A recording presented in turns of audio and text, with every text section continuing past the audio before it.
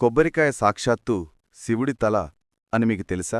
పరమశివుడు త్రిపురాసుర సంహారం చేసేటప్పుడు ఎంత ప్రయత్నించినా సరే వారిని చంపలేకపోతాడు. వాళ్ల ముగ్గురు ఒక వరుసలోకి రావట్లేదు. అప్పుడు బ్రహ్మదేవుడు ఆటంకాలు తొలగాలంటే గణపతికి పూజ చేయాలి అని పరమశివుడికి చెబుతాడు.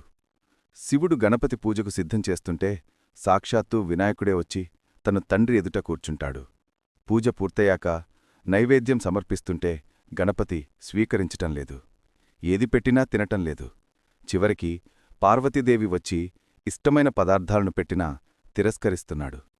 అప్పుడు శివుడు అసహనంతో ఏం కావాలి నాయనా నీకు అనడిగితే అప్పుడు గణపతి నీ తలపండు సమర్పించు అని అడుగుతాడు. వినాయకుడు నా శిరస్సులు అడుగుతున్నాడు అంటే ఏదో మర్మం ఉందని శివుడు గ్రహిస్తాడు.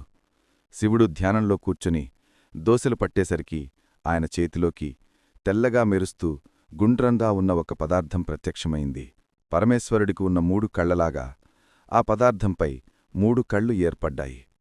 లక్ష్మీనారాయణ శక్తి కూడా అందులో నిక్షిప్తమైంది. శివుడు తలపై ఉన్న గంగమ్మ అందులోకి ప్రవేశించింది.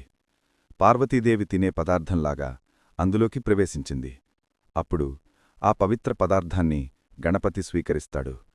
ఇక గణపతి అది తిని ఇప్పటినుండి ఈ పండుని శ్రీఫలం అని పిలుస్తారు అని వరమిచ్చాడు.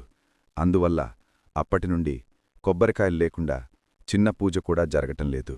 వీడియో మీకు నచ్చినట్టయితే ఓం నమఃశివాయ అని కామెంట్ చేయండి.